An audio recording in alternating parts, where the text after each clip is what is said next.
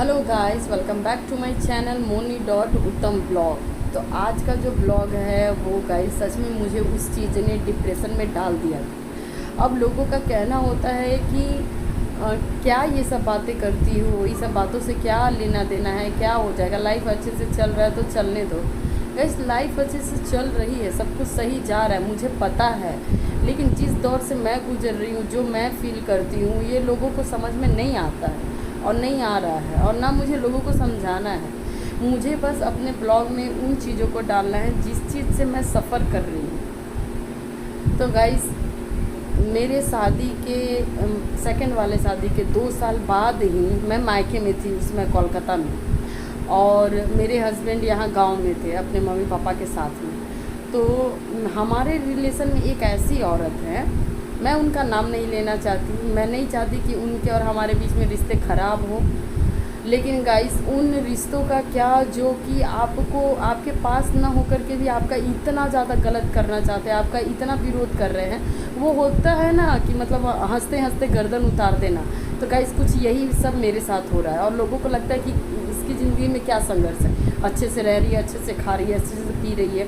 Guys आजकल के जो सास ससुर होते हैं और जो ससुराल वाले लोग होते हैं ना, वो आपको मारेंगे पीटेंगे नहीं, वो आपको यहाँ मेंटली टॉर्चर करेंगे, जिसके कारण ना मतलब आप शरीर से भी धीरे धीरे बेकार होगे, और माइंड से तो आप बेकार मतलब हो ही चुके हो। लोगों का मतलब उस तरह का व्यवहार लोग करते हैं कि मेंटली टॉर्चर होने लगता है।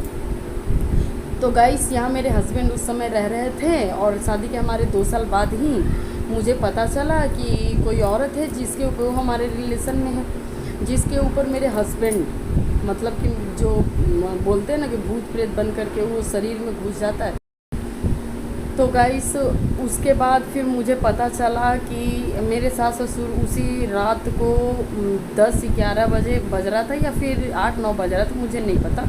वो वहाँ जाते हैं, उस औरत से मिलते हैं, और वो औरत बोलती है कि मैं उत्तम हूँ, मतलब मेरे हस्बैंड का नाम लेके बोलती है कि वो मैं हूँ, और मुझे कुछ खाने के लिए दो, दाल मोठ दो, बिस्कुट दो, ऐसे खाने के लिए मुझे कुछ दो। तो फिर उसको दिया जाता है, वो खाती है, और वो कहती है कि मेरा भाई मेरी बीवी को लेकर के साथ में क्यों रह रहा है। गाइस एक बात बताइए, जो जो जिस तरह के वो इंसान थे, अगर उनको पता चले कि उनके न रहने पर अगर उनका भाई उनकी वाइफ का या फिर उनके बच्चे का ध्यान रख रहा है, तो कहीं ना कहीं से वो ऊपर बैठे ये आशीर्वाद दे रहे होते हैं। और गाइस कुछ ऐसे लोग होते हैं जो मरने के बाद भी आपको इतना ज़्यादा मतलब बढ़ा देंगे, वो आपका इतना अच्छा करेंगे कि जीते जी वो नहीं कर सकते, लेकिन मतलब कि जाने के बाद वो आपके पीछे करते हैं। तो वो ऐसे कह रही है, मतलब उनके अंदर भूत आया हुआ है, और वो कह रही है कि मेरी बीवी के साथ मेरा छोटा भाई क्यों रह रहा है, इस तरह से गाइस। तो फिर मेरे हस्बैंड ने ये सब सुना, और फिर मुझे फ़ोन करके बोला कि पता है ऐसे ऐसे मुझे बोला गया है, सो मेरा माथा ख़राब हो रहा है, और मतलब मुझे समझ में नहीं आ रहा है कि मैं क्या करूं। तो गाइस उस समय मेरे, एक बात कहूँ, मेरे हस्बैंड को मतलब छोटी छोटी प्रॉब्लम ले करके, मैं जानती हूँ कि हम दोनों के बीच में फ़ाइट होते रहता है, हमेशा लड़ाई होते रहता है, उनका और मेरा सोच नहीं मिलता है, इसके बावजूद वो बंदा यहाँ पे स्टैंड लेता है मेरे लिए, और कहता है कि मैं जानता हूँ कि ये सब सिर्फ षड्यंत्र चल रहा है, ये सब सिर्फ ड्रामा चल रहा है।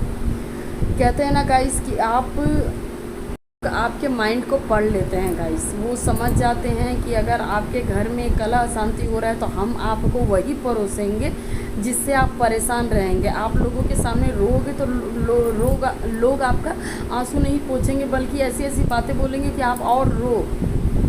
मैं लोगों से दूरी इसलिए रहती हूँ गाइस, क्योंकि मुझे पता है कि कोई भी किसी को आगे बढ़ता हुआ नहीं देख सकता, और नहीं तो प्रॉब्लम क्रिएट करेगा। और मेरा ऐसा पॉइंट ऑफ व्यू है गाइस कि मतलब मान लीजिए आपके लाइफ में अगर कोई प्रॉब्लम है, तो कोई प्रॉब्लम, हमारा दुख किसी के सामने रोने से दुख कम नहीं होता है। किसी के सामने अगर मैं रोती हूँ, मैं कहती हूँ कि मेरा परिस्थिति ये है वो है, तो मेरा प्रॉब्लम सही नहीं हो जाएगा, वो प्रॉब्लम को ठीक मुझे ही करना। फिर मैं रोऊँ क्यों, क्यों किसी के सामने? मुझे सिंपैथी पाके क्या करना है? मुझे नहीं चाहिए किसी का सिंपैथी। तो गाइस इस तरह से लोगों ने मेरे पीछे मतलब ये कांड किए। अब उस समय मैं तो कोलकाता में थी, अब मैं हस्बैंड के पास भी नहीं थी कि मैं उन्हें अच्छे से समझा सकती कि देखिए ये सब सिर्फ झूठ है, ये ड्रामा है, इन सब बातों में मत जाइए। तो गाइस हम दोनों को अलग करने के लिए मतलब घर वाले तो लगे हुए भरे पड़े थे, बाहर वालों ने भी नहीं कसर छोड़ा गाइस। मतलब भूत आ रहे, मेरे हस्बैंड जो हैं वो मतलब जिनका डेथ हो गया है वो किसी और औरत के शरीर पर आएंगे, वो अपने माँ पे नहीं आएंगे, अपनी बहन पे नहीं आएंगे, अपने भाई पे नहीं आएंगे, वो किसी और। ठीक है, माना जाता है कि घर में कुछ ऐसा होता है कि लोग जो आत्माएं होती है वो प्रवेश नहीं करती। हम क्या बाहर नहीं गए हैं? हम घर से कितना कितना दिन तक बाहर रहे, तो बाहर तो वो आ सकते थे, घर में वो नहीं आ सकते, हमारे शरीर के ऊपर बाहर तो आ सकते थे। तो गाइस इस तरह से लोग मेंटली टॉर्चर करते हैं हम लोगों को, समझा? तो मतलब वो लोग हम लोगों को एक दूसरे से दूर करने के लिए यहाँ तक बोला जा रहा है कि भूत आ रहे हैं। कितना मतलब गंदा। सोचिएगा इसकी कितनी बुरी बात है कि मतलब एक आदमी के पीछे इतना सब नहा धोवा के पड़ा हुआ है कि इन लोगों को अलग कर देना। भैया हमारे लाइफ में तो ऑलरेडी प्रॉब्लम आ चुकी है, आप लोग क्यों और प्रॉब्लम दे रहे हो? वो औरत मेरे घर में एक दिन और आई थी गाइस, मतलब पहले ही आई थी, तो उन्होंने हम दोनों को खाते हुए देखा तो बोल रही है किसे खाना, आप तुम लोग दोनों साथ में खाती हो, साथ में नहीं खाना चाहिए, पति के साथ बैठ के नहीं खाना चाहिए। अब गाइस उनके ही बेटे बहू साथ में बैठ के खा रहे हैं, उनको उससे प्रॉब्लम नहीं है, हमसे प्रॉब्लम है। अब प्रॉब्लम क्यों है? क्योंकि हमारे घर के जो बड़े बुजुर्ग हैं वो लोगों को ऐसे परोसते हैं कि हमारी बहू गंदी है, हमारा बेटा गंदा है, हमारे साथ ऐसे करते हैं, हमारे साथ वैसे करते हैं। तो जब आप लोगों को जो चीज़ दीजिएगा वही वो आपको देंगे। आपको अच्छा सुनना है तो अच्छा बोलना पड़ेगा, लेकिन आप बुराई करिएगा तो लोग आपको बुरा ही कहेंगे, और करेगा कौन? एंड में करने वाला कोई नहीं है। ये बात लोगों को समझ में नहीं आती है, और लोगों को घमंड होता है गाइस कि हमारी तो बेटियां हैं, हमारा तो दामाद है, वो हमारे लिए कर सकता है। बिल्कुल भी नहीं। कुछ दिन वो आपके साथ रह सकते हैं, कुछ दिन वो आपका देखभाल कर सकते हैं, लेकिन हमेशा वो बेटे और बहू ही रहेंगे। आप प्यार दे के देखिए कि बहू आपको प्यार करती है कि नहीं, बेटा आपको प्यार कर, आप उनका जीना मुश्किल कर दीजिएगा तो फिर आप कैसे एक्सपेक्ट कर रही हैं कि वो दोनों आपका ध्यान रखेंगे? अब जितना बुराई करना है करते रहिए, घर घर जाके, गांव-गांव जाके, ऐसी है वैसी है, ये है वो है, उससे कुछ हासिल नहीं होगा गाइस, कुछ भी हासिल नहीं होने वाला है। चीज़ें बिगड़ेंगी, हालात बिगड़ेंगे, रिश्ते ख़राब होंगे, और इससे ज़्यादा कुछ नहीं हो सकता। तो ये बात था गाइस, जो मतलब कि आज के करीबन 2 साल, मेरे शादी के 2 साल बाद ये दूसरी वाली शादी थी, तो ऐसा कुछ हुआ था।